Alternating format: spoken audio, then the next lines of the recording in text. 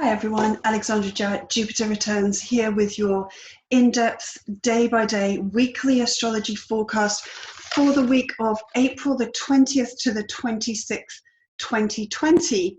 I'm calling this week Investing in Our Future. And I really hope that will make more sense as I move through and we look at all of the aspects and everything that's taking place this week.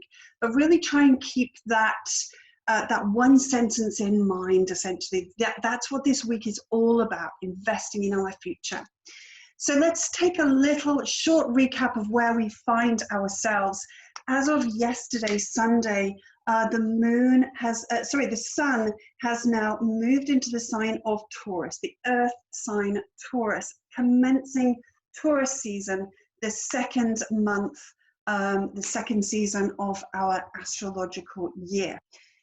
What does this mean then? Taurus is a Venus-ruled sign. So for the next 30 days, as the sun moves through each of the 30 degrees of Taurus, our consciousness is going to be called into the realms of Taurus. And Taurus is all about worth. Taurus is all about values, okay? Taurus is ruled by the planet Venus.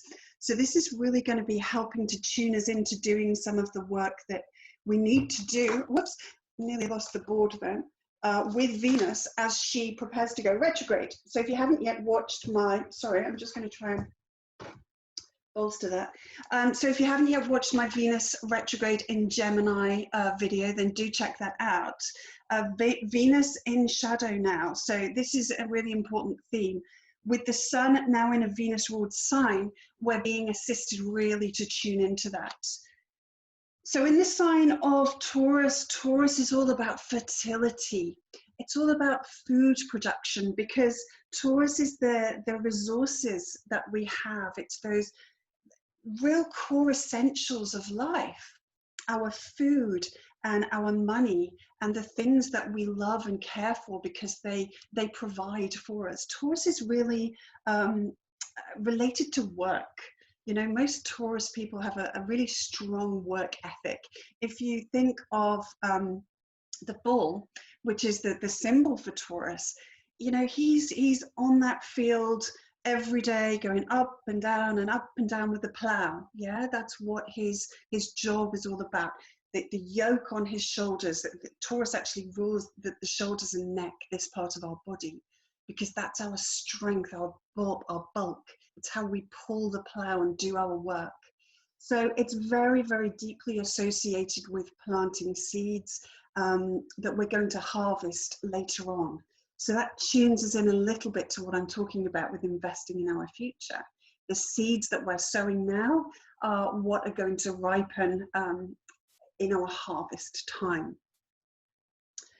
It also rules money and the financial markets, as well as food and other resources. So some themes there. But that season has now started.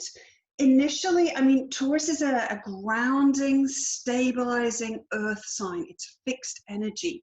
So this can ordinarily help to bring some stability, to bring more of a sense of greater calm, perhaps, than we find with Aries season that we've just been through, which is all about change and new things, having to come to terms with things being very different. This is where the sun is kind of like, oh, okay, I've got my head around that now. Yep, this is where we're at, okay? And there's a sense of more familiarity. It's the middle month of the spring season. So it's like, yep, spring is definitely here. And this season that we find ourselves in, it's definitely here. So there's a kind of a familiar energy with it. Just to give a very brief overview of what we can expect as we move through Taurus season. Initially, as I'll go on to talk about in a moment, we've got some aspects going on to Saturn. The sun will also at the end of the week meet up with Uranus, so I'll tell you about that then. But as we progress, as the sun progresses through, it's going to be making some lovely aspects, supportive, helpful aspects, to where we've seen a lot of the kind of the traumatic, crisis-provoking energies up there at the end of a fellow Earth sign Capricorn. So that's going to be really helpful. So there's a mixed bag, and of course, as each week progresses, then I'll go into further detail with it.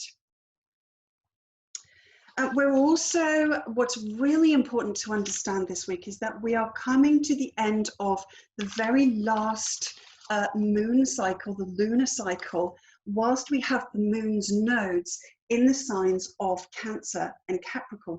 I'm just going to try and steady this again because I'm aware it's not really showing too well. There we go. So the nodes of the moon, the lunar nodes, very, very karmic points in the charts. And we have currently the north node in Cancer and the south node in Capricorn. And those that understand what these guys do, they are really what provoke the eclipses to take place, these big shift points in terms of our evolution, okay, both on a personal and a collective level. So the nodes have actually been moving through these signs since November 2018, and they're going to shift into the signs of Gemini and Sagittarius, giving a very, very different flavor to things. That's going to be taking place on May the 5th. So we're actually just completing the last total lunar cycle that we're going to have with the nodes in these signs. So this essentially is where the nodes are really saying, okay, this is our last opportunity to do the work that we've needed to do. And of course, what we've been witnessing really is a very profound time of endings. With the south node there in Capricorn, the current status, the current structure of our society, you know, meeting up with Pluto, we have the Saturn back there, Jupiter, so much going on there that's about ending. It's about pulling apart, breaking down, and having a very karmic reckoning and ending of the Capricornian nature of our current society, the business world, okay, the capitalist kind of construct, the materialistic kind of goals and achievements of our society, the patriarchy, the hierarchy that has a boss on the top and lots of people at the bottom. All of those things we have seen with the south node moving through this sign of being pulled away. It's like it's time to end that, as the north node in Cancer has really, really pushed us towards understanding that we are sensitive, emotional beings. We can't be these ruthless, cold, hard-nosed people who are just purely rational, purely about the practical business world. You know, that there has to be a place for softness. There has to be a place for the feminine, for the gentleness. And we're seeing this in bucket loads. You know, Cancer is the carer. Cancer is the mother energy, the nurse, the midwife. And this, of course, is what we're seeing as they come into the spotlight with the North Node finishing the journey through Cancer. We're starting to understand where we need to have a greater place in our world for care, for softness, for nurture. So as the nodes move into Gemini and Sagittarius, I'll talk to you about that at the time, but bear in mind that Gemini is the sign where we're having the Venus retrograde. So it's almost like the Venus retrograde is preparing the way for the North Node moving in here. So it's a really, really beautiful position that we find ourselves in as we're coming to the end of one phase and beginning the next. And all the planets are helping us to do that, as I'll go on to explain. So Monday, then, today we have the moon in Aries, okay? Moon's been going through Pisces over the weekend. It's been a little bit more emotional, potentially some powerful dreams. Moon now in her waning phase. She's really ending this cycle. And this afternoon, the moon will meet up with Chiron, with the wounded healer.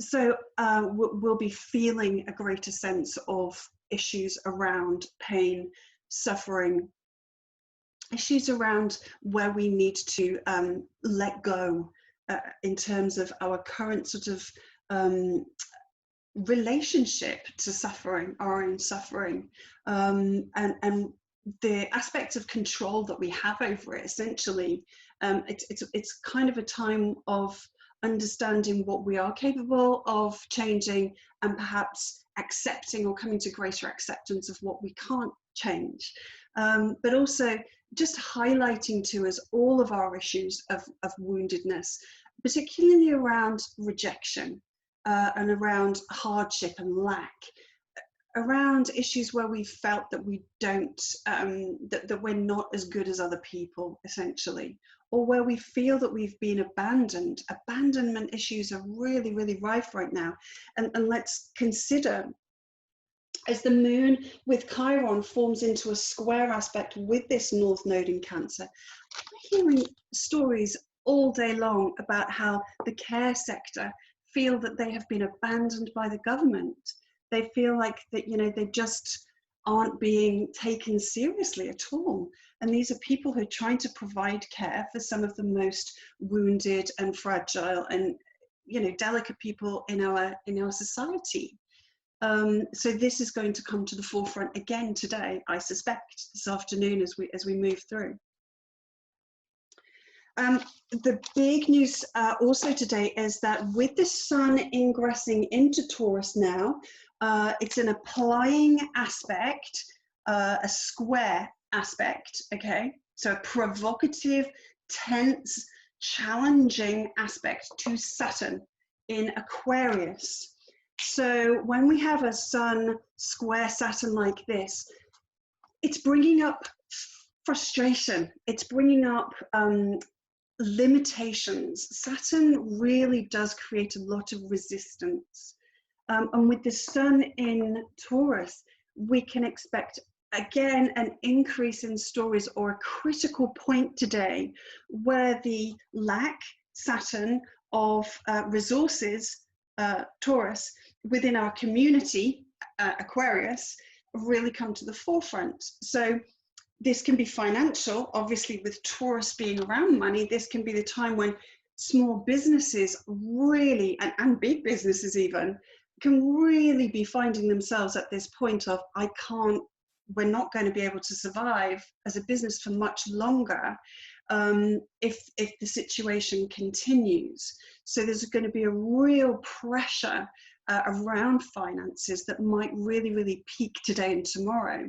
That could hit the markets, absolutely. We might see real a downturn in the markets potentially, as the stock exchanges around the world, you know, we're talking about currencies, money, we're talking about value, as they come to terms with the fact that the Saturn restrictions, you know, Saturn in Aquarius is our social distancing, the limits on how much interaction that we can have as a community.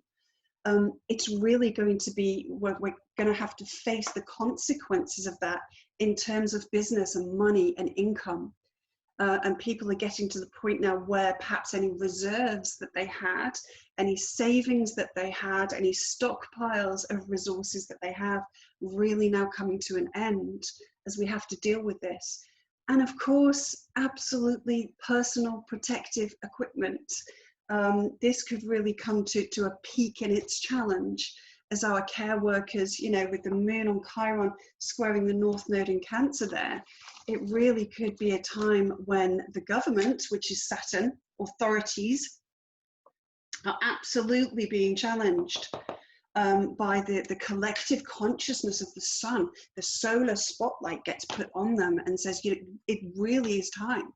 You know, these people need the resources in order to be able to meet the challenge that they're faced with in terms of caring and nurturing, which is Venus. This is a Venus ruled sign. How can we care and nurture and continue to look after our vulnerable if we just don't have the equipment in order to do it? So these are some of the themes, really, and it's a challenge around our restrictions. So in your personal life, you may be, however you're feeling or sensing or experiencing lack or loss, or where you're being called to do much, much harder work than you've had to in the past for the same money or the same outcome. That can be a real feature of this. And what Saturn is trying to tune us into through this process is our values. What's worth it? Okay, what's worth the restrictions and limitations for? Do we value the NHS enough that we need to all make personal sacrifices, be they financial or otherwise, sacrifices of our resources to support that? Saturn is a support, it's a structure. Or is it that, you know, we have to consider, for example, I see in the news this morning, big companies owned by very wealthy individuals looking to the government for financial support, Taurus and Saturn, financial support. Is this something as a collective, Aquarius, that we value? Taurus, you know, do we value major businesses, global corporations that have made tons and tons of profit for a small number of people? Do we value them enough to offer up more of our resources? Or is this a karmic reckoning time when we have to say, is this investing in our future? Saturn in Aquarius, you know, is a big feature of what we see going on right now. And this is all about doing the hard work, the groundwork, laying the foundations of the future. Aquarius is this very futuristic sign. So that's what we're doing now. And this is being challenged, you know, around our values. Have we learned through the time of Saturn moving through Capricorn, actually what's really, really fundamentally important to us? The essential key workers. There couldn't be a better expression of Saturn energy than essential workers. And is it time that actually they had more of our resources than perhaps some of the other areas in life? Just some things to consider. And how can you apply that into your own life? What's worth it to you? What do you value now that's more important for you to invest your hard work into? What's worth you sacrificing something for? Saturn transits can be difficult because they often make things very hard to accomplish, or they can take things away. Saturn often removes things from us that aren't in alignment with our best interests. So with Saturn, we can experience loss. If we've become too attached to something that's not actually very good for us, it can be taken away quite harshly with Saturn.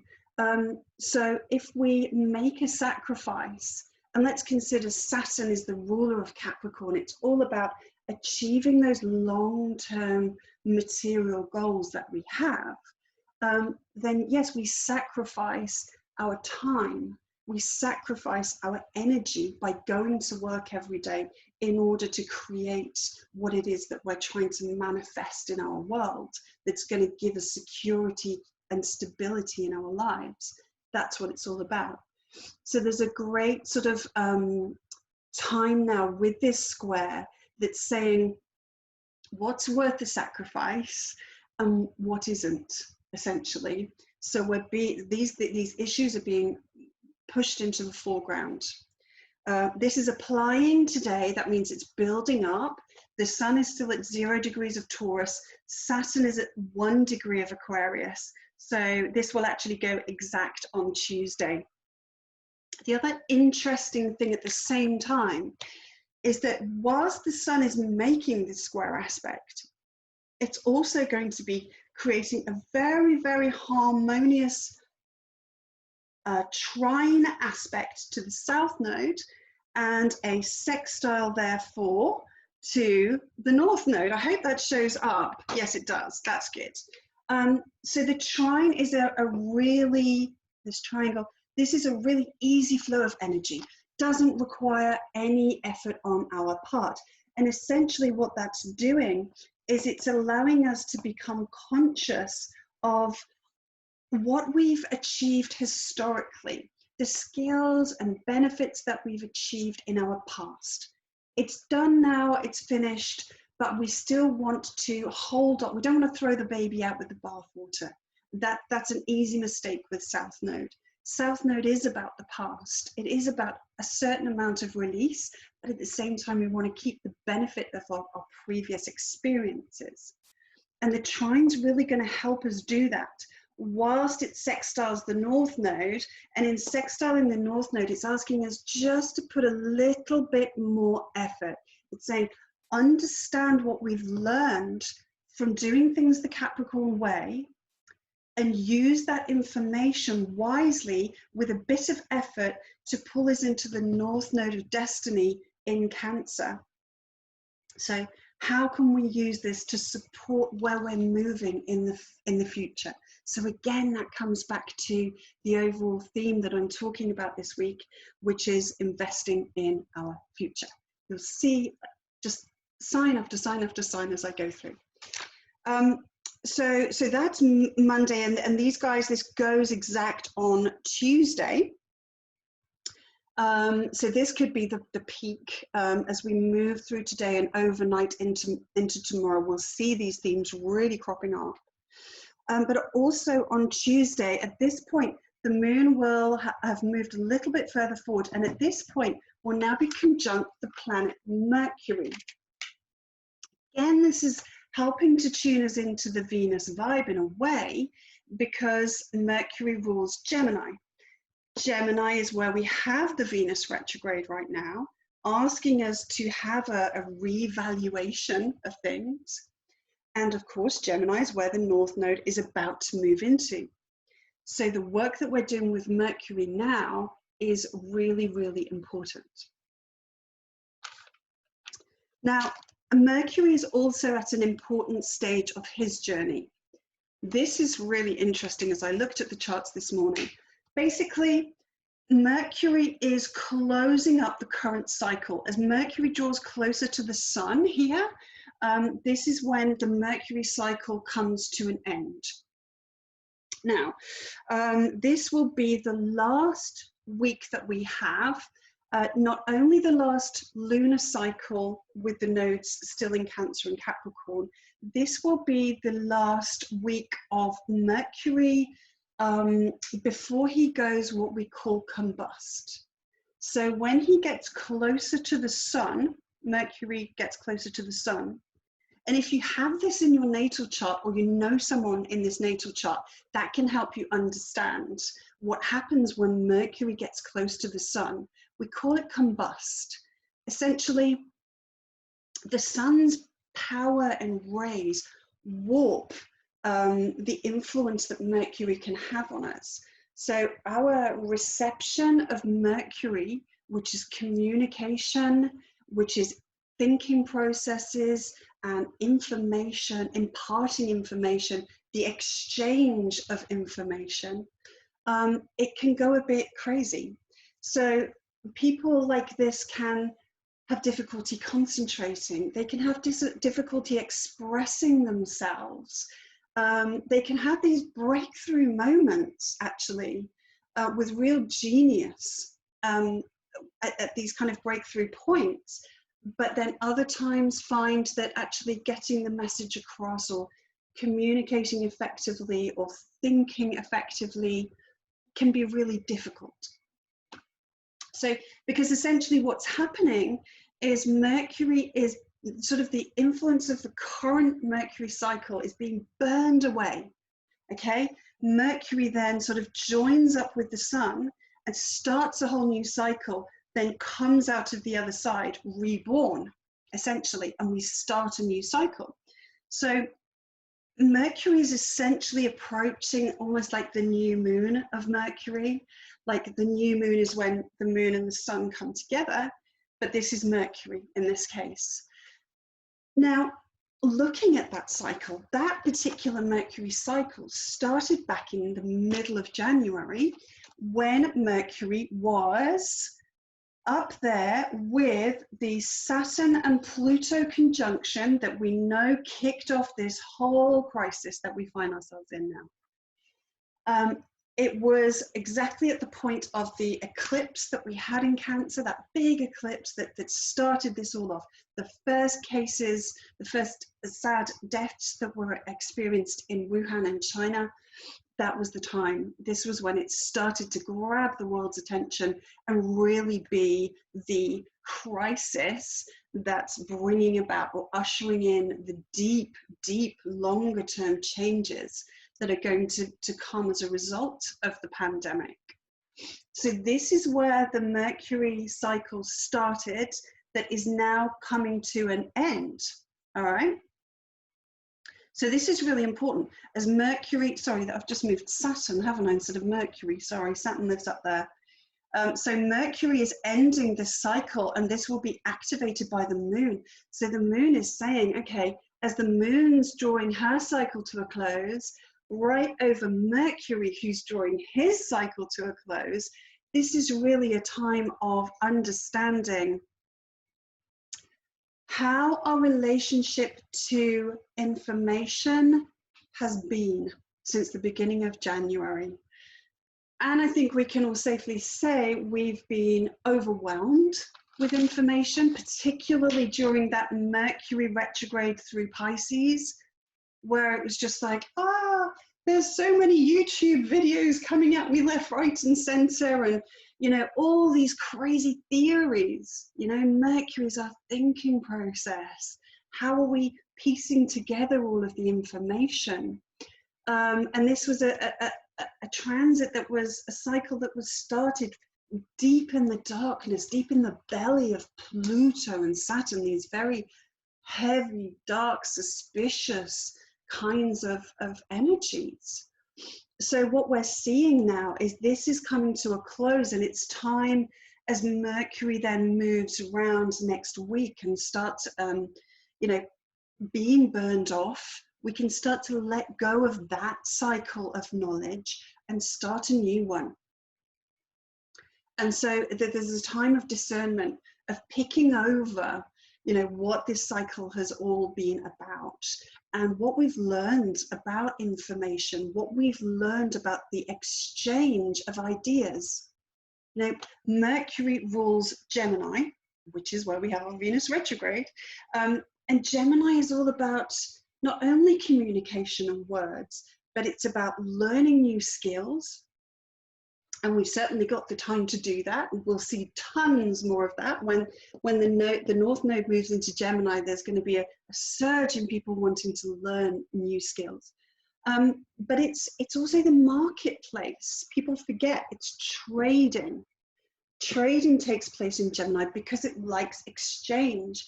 It likes to move. Mercury loves to move something from one place to another. It likes that movement. And essentially, when we're learning something new, it's the exchange of information. I'm giving you information from my mind. It's coming out of my mouth and into your ears. And that's an exchange. The exchange is you're giving me your attention. All right. And you can give me a like as well if you want, and a subscribe. That would really help too. But yeah, so this is what it's all about. What have we learned about the way we exchange information, and how is that going to be helpful as we move forward into a time when, you know, the North Node in Gemini is going to be tuning us in way more to those kinds of aspects of life for a couple of years. You know, we've got several world leaders, as I've talked about in the past, who are strong in Gemini. Boris Johnson, Xi Jinping, Donald Trump. These are very Gemini characters. And, you know, we just need to look at Donald Trump, for example, to understand the way that he likes to do business is with trade talks, trade deals, trade sanctions. This is his kind of weapon of choice, essentially, as a Gemini, the exchange between two parties, the twins. So that's what's going to be activated as we move through Tuesday. And so I think that's really, really interesting information to tap into. On Wednesday then, okay, this is really, really, really deep into the last moments of the lunar cycle. As you can see, she's getting closer and closer to the sun, ready to start a whole new cycle. But before she does that, she is going to move into a challenging aspect yet again to Pluto and Jupiter. This is going to be a square aspect again. So this is really going to be the challenge to let go, the challenge to release what is no longer serving us around all of these themes that I've been discussing. What's more important than normal is that Pluto at this point is moving extremely slowly. Pluto is preparing to go retrograde and has slowed right down. And when a planet's moving very slowly like this, when they're preparing to change direction, their influence on us is a lot stronger. So this is going to add a more intense aspect to this, a more intense energy to this experience. So this is really going to be about, you know, Moon in Aries. Aries is the individual. It's you. You know, what are you going to let go of? How are you going to change? What part are you playing in all of this? And what is it time now to let go of? This is a powerful time of release as we approach the new moon. And the new moon itself will be, it will then move into square on Thursday, very early overnight. It will then kind of retrace the steps that the sun has made today on Monday by moving into square Saturn again. This is saying, okay, what future am I building? What do I need to let go of now so that I can build the new future that I want, that's fairer? You know, Aquarius, the sign is about equity, charity, everyone being the same. It's the tribe. So this is really about saying that's, you know, a provocation. It's saying, you know, it's time to let something go that's stopping that future from being manifest in reality, Saturn.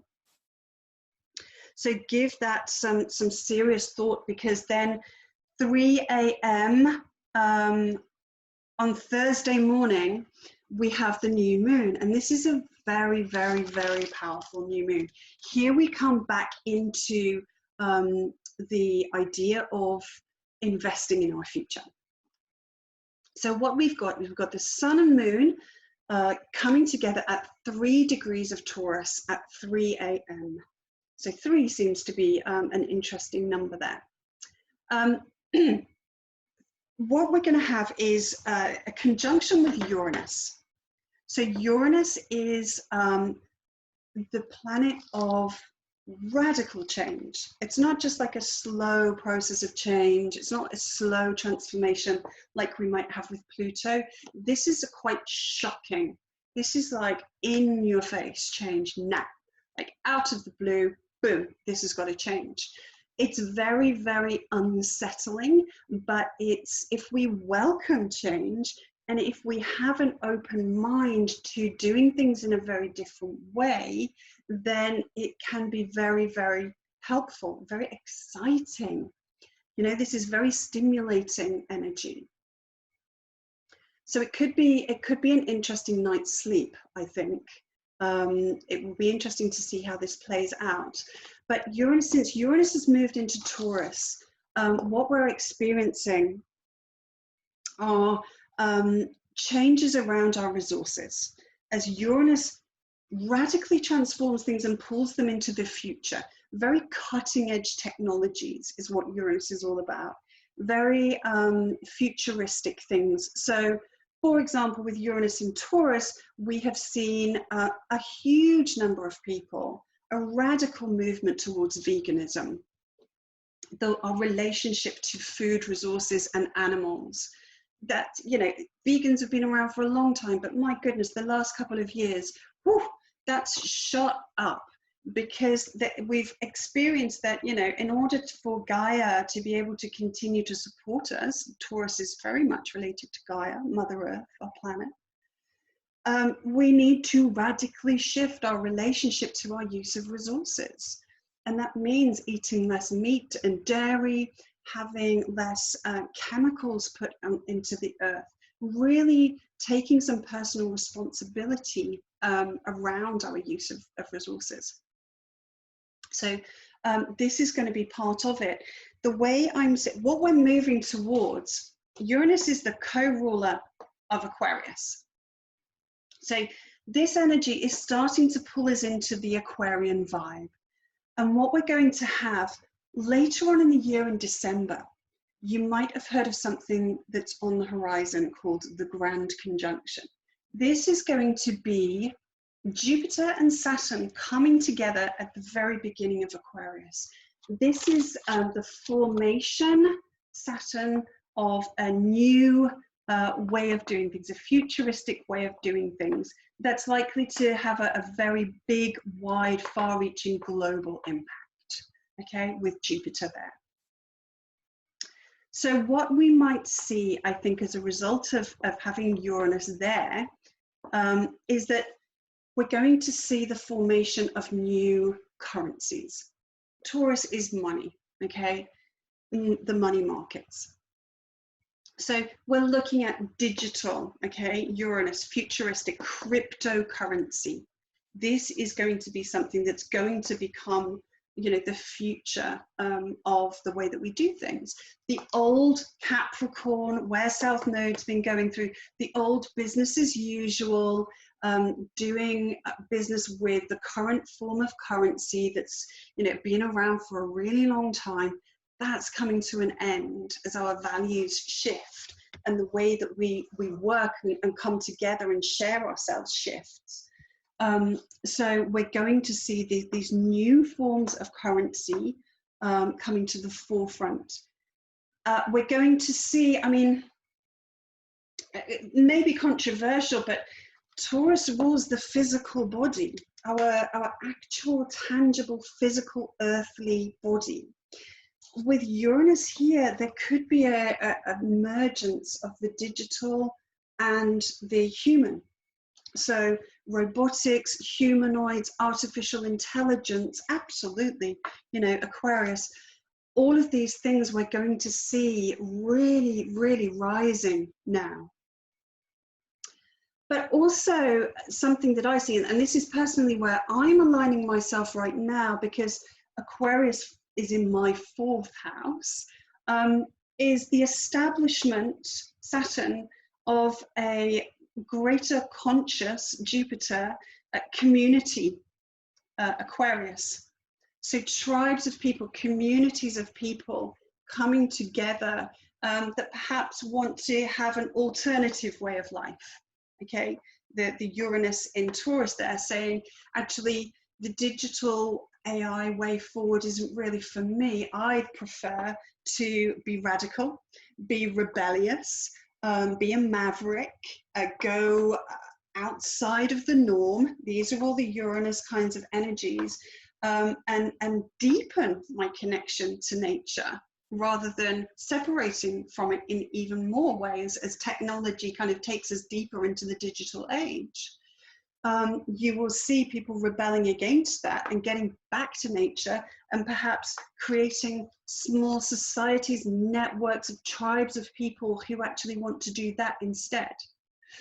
So this is the seeds that we are sowing right now with this new moon in this fertile land of Taurus. The seeds of our future are being sown, and that's a future that's going to sort of get the start button pressed mid-December time when we have that Jupiter-Saturn conjunction. So I'll talk to you more throughout the year about that, but that's just a taster and how this new moon plays a part in that. So give some careful thoughts around this time, you know, as you're releasing and making space. What are you calling in? What part in this new future of humanity would you like to be part of? Really give it some thought, Mercury. So then as we move through the end of the week then, Friday and into the weekend, we've got the moon now waxing. Okay, she's growing and growing and growing through Taurus. She will, at that point, towards the end of Taurus, she will then trine Jupiter and Pluto. Okay, Jupiter and Pluto are, you know, I've talked about this conjunction when it took place a couple of weeks ago. This has shown up in so many ways. I used, must have been 3 weeks ago, I used Bill Gates's chart as an example of someone with a Pluto-Jupiter conjunction in their birth chart. Someone that has, you know, this huge accumulation, Jupiter, of power, Pluto. And lo and behold, since then, you can't get the guy out of the news. He's literally, it's Bill Gates, Bill Gates, Bill Gates. You can't see anything else but Bill Gates, and different theories about his use of that power. You know, is it for good? Is it for philanthropic reasons? Or is it more, does he have a darker agenda with the Pluto conjunction there? It's also been a surge in these very, very dark and powerful beliefs. Jupiter rules our beliefs, and it can be quite a stubborn energy. Jupiter isn't at its best in the sign of Capricorn, so we're not getting the best influence that Jupiter can bring us right now. We're seeing some of the downsides of Jupiter, and the downsides of Jupiter can be this very rigid belief systems, very fundamental belief systems that isn't actually very open-minded, that is very kind of self-righteous. You know, Jupiter, I often say, sometimes needs to wind its neck in. It's a bit of a know-it-all, and it's a bit, this is absolutely right. And so there's been lots of absolutes with this Jupiter-Pluto connection. And I'm looking forward to seeing some of that teaching us some very core lessons, which is also Jupiter-Pluto, core lessons, Pluto-Jupiter. So as the moon finishes her journey through Taurus, trining us in there, that's really going to help us understand, you know, how we've aligned with this energy and how we've been channeling it through, and therefore how we need to perhaps change that if we are going to align with our vision of the future as the moon then starts to grow again and help those new moon seeds that we've planted to really flourish. Okay, so it's injecting some of this Jupiter-Pluto energy into those seeds. And let's look at, you know, the growth of someone, how someone has grown that has that in their chart. You know, Bill Gates. So how has he grown throughout his journey? You know, has he come from quite a difficult start and then risen to, you know, dizzy, dizzy heights? Is that what we want for our vision, for the seeds that we've sown? Just some food for thought with Taurus there. Venus in Gemini, food for thought. What could be more perfect? So yeah, so we're going to have this lovely trine of enlightened transformation, Jupiter Pluto, and then the moon will ingress Gemini, start moving towards Venus and giving us a little bit more of our Mercury vibe, as Mercury is getting closer and closer to the sun. Okay, it's all intertwined. But at the same time that this is taking place, we're also going to have Mercury at this point squaring Pluto and Jupiter. So this is going to be challenging and provocative. Mercury in Aries is quite impulsive. It's not an energy that stops and thinks before it speaks or types. This is an energy that's just like, oh, quick, yeah, I'm going to share that piece of information. I'm going to send that reply. I'm going to, you know, send that message. Very impulsive. And in a harsh aspect to Pluto and Jupiter, this could really give rise to some unpleasant and difficult kinds of communications and messages. So just, you know, be in the wise observer perspective if you can. As always, just put a little pause in between what you have typed or what you're thinking that's about to come out of your mouth. Put in a little pause and just say, okay, is this really going to do what overall in the bigger picture I want to happen? Just give it a little pause before sort of acting, but do prepare yourself, because not everyone's going to be aware of this.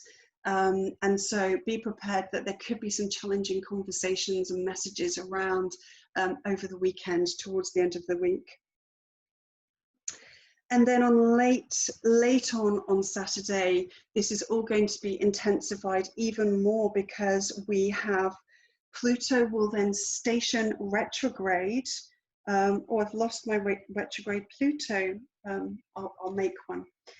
Pluto will be stationing retrograde. This is the most powerful. All week, Pluto is slowing down, but this will be the most intense hit of Pluto as we move through Saturday and into Sunday.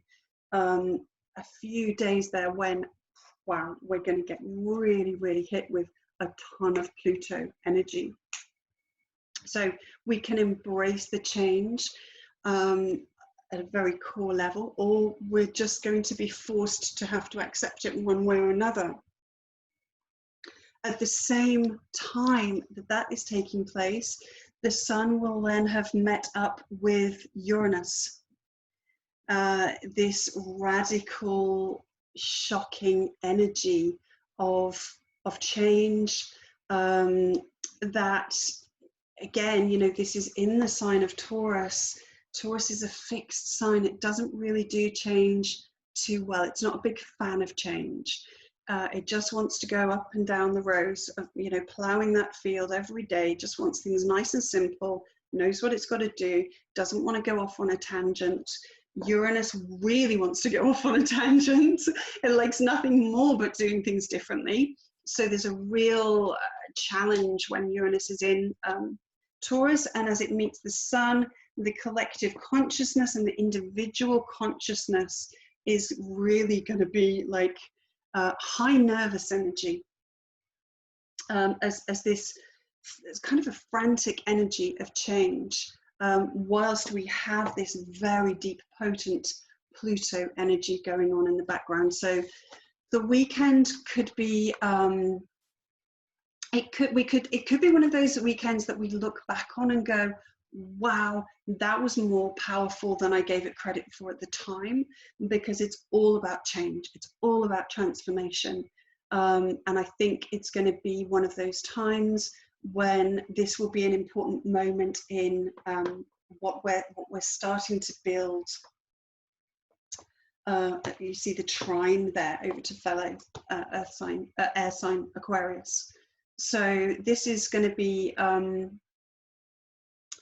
potent, possibly unsettling and destabilizing energy. If you find yourself in that, just go deep. That's what the energy wants you to do. It's asking you to really, really, really go in deep and work out what you really want, what you really, really need to change at this time, if you're going to come into alignment with the future that you want to see. What's the future you want to align with when Jupiter and Saturn come together in Aquarius in December? So I know that's a huge amount of information, but all of it massively important, massively relevant. Well done if you made it right through to the end listening to me. I hope it's been useful as always. As I said this morning on a tweet, when I started doing these weekly forecasts for you, I wanted them to be a little bit different from other astrologers, because I didn't want to just explain what's happening and give an interpretation of that. I want to teach you simultaneously. I want there to be that exchange of knowledge so that you can understand the wisdom of astrology and be able to apply it to your own life. You know, this is massively powerful knowledge, and I do feel that it's been taken from us. it's been withheld from us, and I see part of my role as giving that back and helping people to connect with this understanding once more in our society. And I really hope that I manage to achieve that. If I do, and this is something that you value, as always, please give me a like, please give me a love, leave a comment, and definitely subscribe and share my video with other people so that we can spread this wisdom around. Have a beautiful, transformative week. Sow some beautiful seeds. And as always, I'll see you next Monday. Much love. Bye for now.